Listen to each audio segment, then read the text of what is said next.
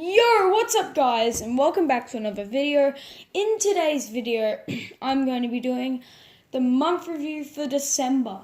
Now, for the month of December, I really thought this month would have more games really in it. I mean, to me, I feel like November was bigger with Mario and Sonic, Super Lucky's Tale, Pokemon. Obviously, no big Nintendo releases came out this month. I think they're kind of really saving the rest for next year with Dr. Kawashima's Brain Training, Tokyo Mirage Sessions, games like that. But we did still have some really solid releases this month. So I'm going to go down my Switch library and I'm going to basically put all the games I played this month that came out and, just kind of review them and put my thoughts. Now, there were a couple games I started playing this month that unfortunately will not make this list, such as I started playing Sushi Striker, Way of Sushido this month, Xenoblade Chronicles 2, Diablo 3.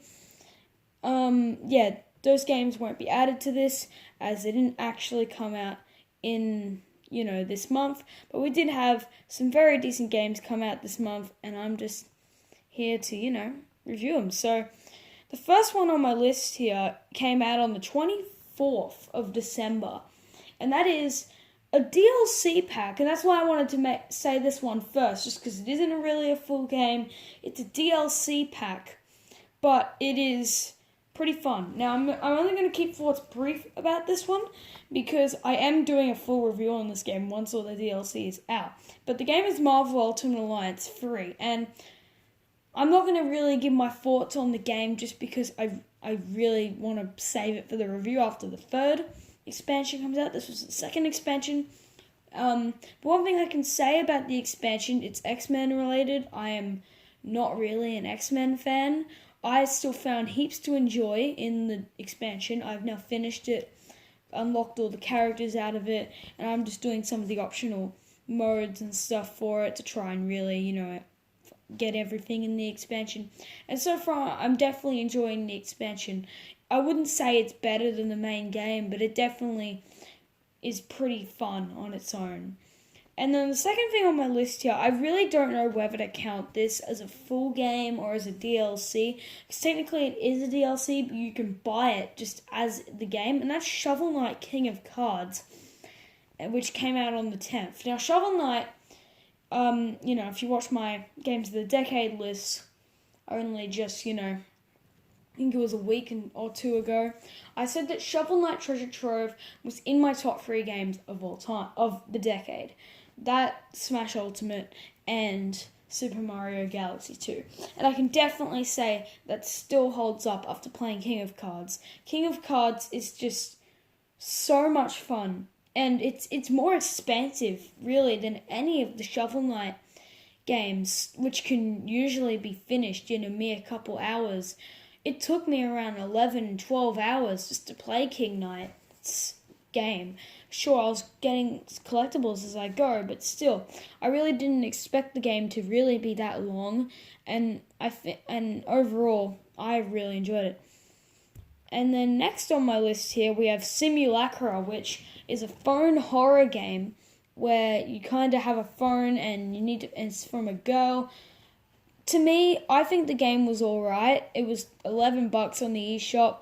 For me, it's just a big release because I like these types of games where you're on a phone and there's a mystery. For me, the game was pretty fun, but the ending did feel flat. There is a sequel, which I have not yet played, which came out this month on other consoles, but it's not on Switch yet. And when that comes to Switch, I will pick it up, and I will definitely talk about it for you guys, and, hopefully the ending can satisfy me more than the first game's ending did. And that came out on the 3rd.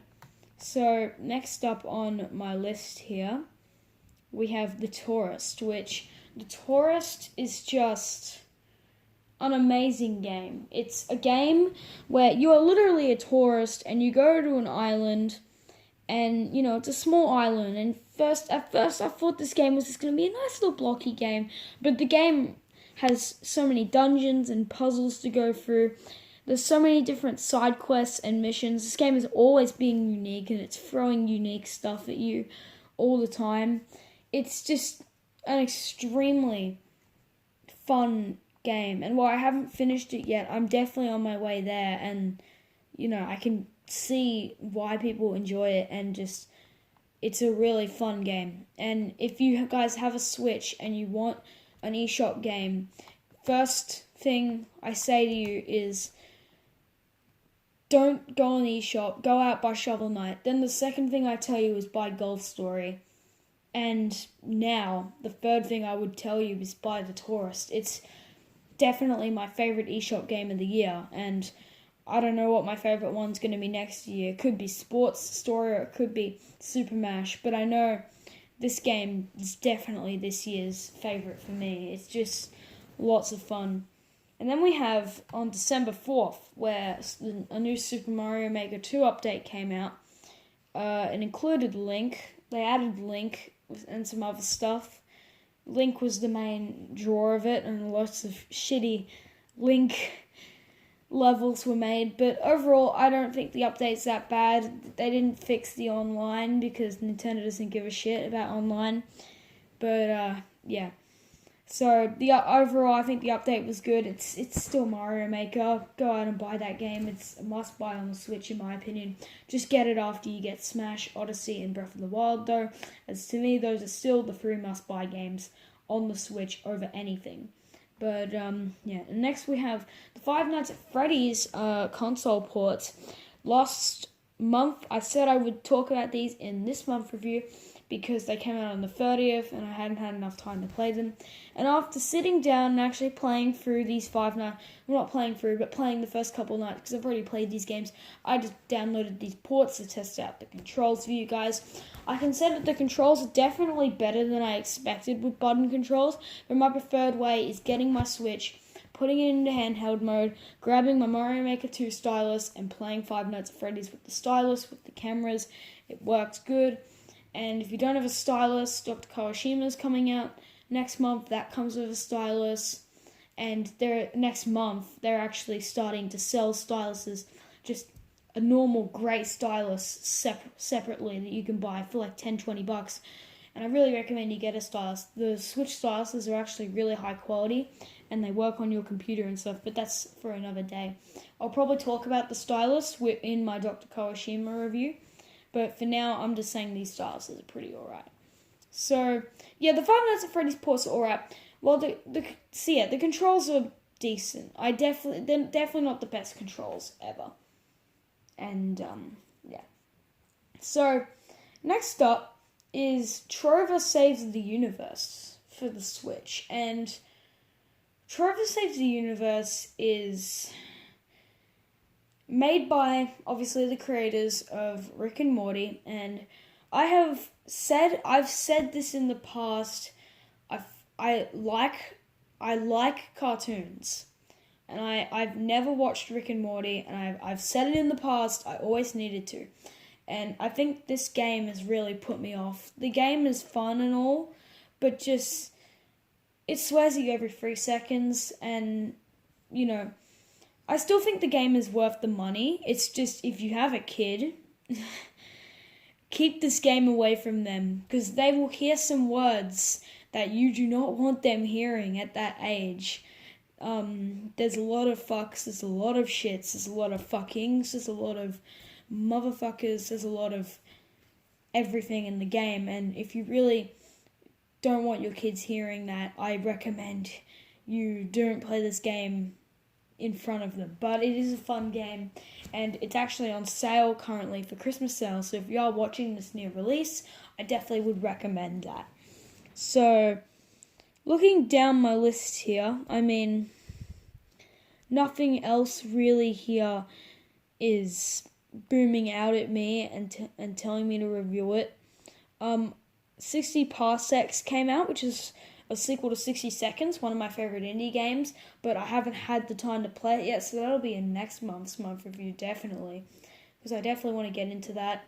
And, after I finish Xenoblade, and after I finish Diablo, and after I, finish some of these games, what's left in my backlog, so after, obviously, Xenoblade and Diablo reviews come out, in the future, you've got a Katana Zero review coming out, Little Nightmares, Daemon X Machina, Hellblade, the Trine series, Dragon Quest Builders, Creature in the Well, Enter the Gungeon, Ori, Dark Souls. There's a lot of stuff to look forward to in the future for this channel and reviews.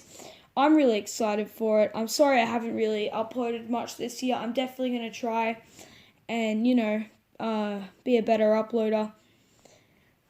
Sorry. But yeah.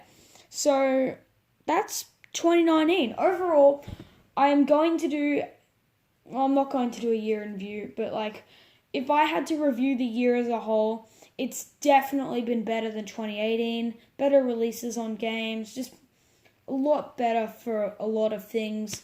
And I think that 2019 has just been a really good year for the Switch, and the Switch Lite came out.